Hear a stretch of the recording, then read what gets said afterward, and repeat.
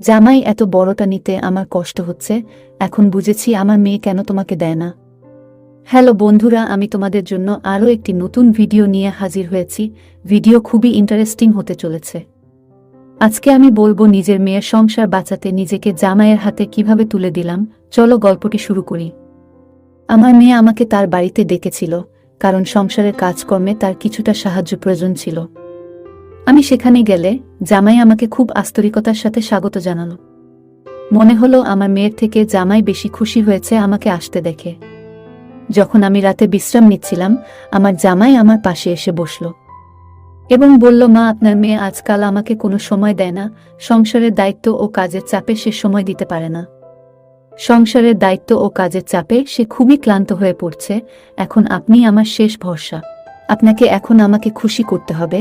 আমি 40 বছর বয়সী একজন মহিলা। আমি আগে থেকে অনেক সুন্দর ছিলাম, যা আমি এখনো ধরে রেখেছি। আমাকে দেখলে কেউ বুঝতেই পারে না আমার বয়স 40। এই বয়সেও আমি সব সময় মডার্ন ড্রেস পরে থাকতাম। এই কারণে হয়তো আমার জামাই আমাকে অনেক পছন্দ করত। জামাই আমাকে অনেক ভালোবাসে। ফ্রেশ হয়ে মেয়ের পছন্দের খাবার রান্না করতে গেলাম, তারপর সবাই খেলাম। খাওয়ার পরে পূজা বলল, মা, তোমার হাতের রান্না খেয়ে আজ অনেক ভালো লাগলো। বলে রাখি, পূজা আমার মেয়ের নাম। জামাই মৃদু হেসে বলল, অনেকদিন পর এমন তৃপ্তি পেলাম, অসাধারণ রান্না হয়েছে। তখন পূজা হেসে বলল, মা, তুমি এত সুন্দর করে রান্না করো, যেন আমি প্রতিদিন তোমার মতো ভালো রান্না করি না। আমি দুজনকেই শান্ত করিয়ে বললাম, আরে বাবা, ছোটখাটো কথা নিয়ে এত চিন্তা করো না। পরিবারে মজা ঠাট্টা চলতেই থাকে। খাওয়া শেষ হওয়ার পর পূজা তার ঘরে চলে গেল বিশ্রাম নিতে, আর জামাই আমাকে সাহায্য করার জন্য রান্নাঘরে এলো। আমি বাসনপত্র ধুছিলাম। জামাই আমার দিকে হেসে বলল, শাশুড়ি মা, আপনার রান্নায় সত্যিই জাদু আছে। আজকের খাবারটা একেবারে মন ভরিয়ে দিল। আমি কিছুটা লজ্জা পেলাম, আর এই বাড়িতে আছি বলে জামাই যেন আমার পিছন ছাড়ছে না। তাই আমি কিছুটা অস্বস্তিতে পড়েছিলাম। আমি যখন আমার মেয়ের বাড়িতে এলাম, তখন দেখলাম মেয়ে আর জামাইয়ের মধ্যে একটা দূরত্ব কাজ করছে। প্রথমে বিষয়টি খুব একটা গুরুত্ব দিইনি। ভাবলাম হয়তো কাজের চাপ বা অন্য কিছু নিয়ে ব্যস্ত, কিন্তু পরের 3 দিন ধরে লক্ষ্য করলাম রাতের বেলায় তাদের ঘর থেকে চাপা গলার আওয়াজ আসছে, যা আমাকে উদ্বিগ্ন করল। একদিন কফির অজুহাতে পূজার রুমে গেলাম। সেখানে গিয়ে দেখলাম পূজা মোবাইল নিয়ে খুব ব্যস্ত। আমার সঙ্গে কথাও বলিয়ে না। আমি তার হাত ধরলাম আর মোবাইলটা সরিয়ে রেখে বললাম, তুই কি আমার সঙ্গে একটু কথা বলবি? পূজা মোবাইলটা রেখে মৃদু হাসল, তারপর বলল, মা, বলো, কি বলবে? আমি বললাম, গত কয়েকদিন ধরে তোমাদের মধ্যে কিছু সমস্যা দেখছি। সব ঠিক আছে তো? তোমাদের সম্পর্কের যত্ন নেওয়া খুব জরুরি। জীবনের অনেকটা সময় একসাথে কাটাতে হবে। তাই ছোটখাটো বিষয়ে মনোমালিন্য যেন বড় কিছুতে পরিণত না হয়। পূজা কিছুক্ষণ চুপ থেকে বলল, না, আসলে সমস্যা তোমার জামাইয়ের। সব সময় সে আমার সাথে ঝগড়া শুরু করে। আমি কখনো কিছু বলি না। আমি পূজাকে বললাম, সম্পর্কে কথা বলা খুব জরুরি একে অপরের সাথে। পূজা আমার দিকে তাকিয়ে বলল, মা, আপনি তো জানেন আমি কতটা ক্লান্ত। প্রতিদিন ট্রেনে দীর্ঘ যাত্রা, তারপর দেরি করে বাড়ি ফেরা। এখন আপনি আছেন বলে কিছুটা বিশ্রাম পাচ্ছি, নইলে এত কাজ সামলে বিশ্রামের সুযোগই পেতাম না। তার কথায় আমি বুঝলাম যে পূজা অনেকদিন ধরে খুব ক্লান্ত, আর জামাই হয়তো তার কাজের কারণে ঠিকভাবে পূজার সাথে কিছু করতে পারত না। এটা ভেবে মনে হয় জামাই আমাকে কয়েকদিনের জন্য ডেকেছে, যাতে আমি এসে কিছুটা হালকা করতে পারি।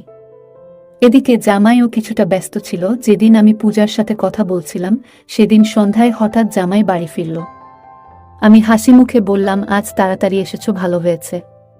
কিন্তু জামাই বলল, না মা, আজ আমার বোসের জন্মদিন, আর একটা বড় হোটেলে একটা পার্টির আয়োজন করেছে। সেখানে আমাদের সবাইকে যেতে বলেছে, তাই আপনাকে ও আমাদের সাথে যেতে হবে। পূজা বলল, মা, তুমি বাসায় একা বসে কি করবে? তুমি তো এখানে এসেছো, আমাদের সাথে চলো, একটু আনন্দ করবে। আমি প্রথমে রাজি হচ্ছিলাম না, কিন্তু ওরা দুজন জোর করতে থাকলো। শেষে ভাবলাম সত্যি তো, একটু বাইরে যাওয়া যাক। আমিও ওদের সাথে পার্টিতে যাওয়ার জন্য প্রস্তুতি নিলাম। আমি রাজি হয়ে আমার প্রিয় গোলাপি শাড়িটা পরে নিলাম। যখন আমি রেডি হয়ে বের হলাম, জামাই মুচকি হেসে বলল, মা, আজ তোমাকে শাশুড়ি বলতে লজ্জা লাগছে। তোমাকে তো নায়িকার মতো লাগছে। আমি হেসে বললাম, আরে বেশি প্রশংসা করতে নেই। জানি না কেন জামাই এখনই এইভাবে কথা বলছে। কিছুক্ষণ পর আমরা সবাই পার্টিতে পৌঁছালাম। সেখানে জামাইয়ের বস এসে আমাদের সঙ্গে দেখা করলেন। আমাকে দেখে তিনি অবাক হয়ে গেলেন।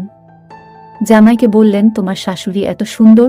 বসের কথা শুনে জামাই হেসে বলল, হ্যাঁ, আমার মা আসলেই সুন্দর। তার এই কথায় সবাই হেসে ফেলল।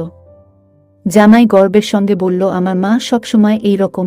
পার্টির কিছু সময় পর পূজা একটু বিরক্ত মনে হচ্ছিল। সে আমার কাছে এসে বলল, মা, এত সাজগোজ করার দরকার নেই, তুমি সব সময় সুন্দর, কিন্তু তোমার বয়স অনুযায়ী থাকতে শেখো। তার কথায় আমি একটু অবাক হলাম, তবে কিছু বলিনি। ভাবলাম ও হয়তো ক্লান্ত, তাই কিছুটা বিরক্ত হচ্ছে। আমি ওদেরকে ছেড়ে আমার ঘরে চলে এলাম। রাতে ফ্রেশ হয়ে একটা আরামদায়ক সুন্দর পোশাক পরে ঘুমানোর প্রস্তুতি নিলাম। আমি বডি লোশন লাগিয়েছিলাম, তখনই দরজায় হঠাৎ টোকা পড়ল। দরজা খুলে দেখি আমার জামাই দাঁড়িয়ে। সে বলল, শাশুড়ি মা, আমি কি ভিতরে আসতে পারি? আমি হাসি দিয়ে বললাম, এটা তোমারই বাড়ি, অনুমতি নেওয়ার দরকার নেই, যখন ইচ্ছা আসতে পারো। জামাই ঘরে ঢুকে মৃদু হাসি দিয়ে বলল, শাশুড়ি মা, আজ আপনাকে সত্যিই সুন্দর লাগছে। তখন আমি লোশন মাখছিলাম। জামাই বলল, মাঝে মাঝে আপনাকে শাশুড়ি বলতে লজ্জা লাগে, কারণ আপনি এত তরুণ দেখতে। আমি হেসে বললাম, এত প্রশংসা করার কি দরকার? তারপর সে বলল, আপনাকে আমি সবসময় পূজার বোনের মতো মনে করি। আমি বুঝতে পারলাম সে মজা করছে, তাই খুব একটা গায়ে তুললাম না, তবে তার কথাগুলো আমাকে অস্বস্তি দিল।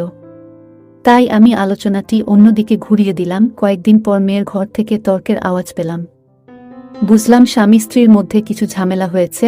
একটু পরে জামাই আমার কাছে এসে জিজ্ঞেস করল, শাশুড়ি মা, বিয়ের পর স্বামী স্ত্রীর মধ্যে কেমন সম্পর্ক থাকা উচিত? কিভাবে একজন স্ত্রী তার স্বামীকে খুশি রাখতে পারে? আপনার মেয়েকে একটু বুঝানা। আমি তার কথা মনোযোগ দিয়ে শুনলাম এবং বললাম, জামাই, সম্পর্কের মধ্যে বোঝাপড়া আর সম্মান থাকা খুব জরুরি। কাজের চাপের কারণে অনেক সময় আমাদের ক্লান্তি আসে, তবে তোমাদের দুজনের একসঙ্গে সময় কাটানো দরকার। আমি বুঝলাম যে আমার মেয়ে আমার জামাইকে হয়তো সময় দেয় না। তোমরা কিছু দিনের জন্য কোথাও বেড়াতে যাও, সব ঠিক হয়ে যাব। জামাই বলল, আমি সবকিছু করতে প্রস্তুত, কিন্তু পূজা যদি ছুটি নিতে পারে তাহলে আমরা কোথাও ঘুরতে যেতে পারি। আমি তার হাতে পানির গ্লাস তুলে দিলাম এবং তাকে বোঝানোর চেষ্টা করলাম। হঠাৎ সে আমার দিকে তাকিয়ে বলল, শাশুড়ি মা, আপনি সত্যিই খুব সুন্দর, এমনকি আপনার বয়সও বোঝা যায় না। আমি তার কথা শুনে হেসে বললাম, ধন্যবাদ। জামাই বলল, আমি কিছু ভুল বলছি না, সত্যিটাই বলছি। পূজা এখন ক্লান্ত থাকে, কিন্তু আপনি এখনো অনেক তরুণ দেখতে, তাই তোমার মেয়ের অভাব তোমাকে মেটাতে হবে। আমি বললাম, কিছু বুঝলাম না। জামাই বলল, আমাকে তুমি খুশি করবে, তোমাকে আমার খুব ভালো লাগে। আমি, এসব তুমি কি বলছো? তুমি কি পাগল হয়ে গেছো? জামাই বলল, তোমার মেয়ে আমাকে খুশি করতে পারে না, তাই তুমি আমাকে খুশি করবে, আর যদি না করো তাহলে তোমার মেয়েকে আমি ছেড়ে দেব। আমি আবার একটা বিয়ে করব। আমি আর কোনো উপায় না পেয়ে রাজি হয়ে গেলাম। তারপর থেকে জামাই প্রতিদিন আমার কাছে এসে তার চাহিদা মিটিয়ে যেত। এইভাবে নিজের মেয়ের সংসার বাঁচাতে নিজেকে জামাইয়ের হাতে তুলে দিলাম। যাই হোক বন্ধুরা, আজকের ভিডিও এই পর্যন্ত। যদি আমাদের ভিডিওগুলি ভালো লাগে তাহলে লাইক, কমেন্ট এবং শেয়ার করুন। আর সবার আগে ভিডিও পেতে আমাদের চ্যানেলটাকে সাবস্ক্রাইব করুন এবং পাশে আসা বেল আইকনটি অল করে দিন।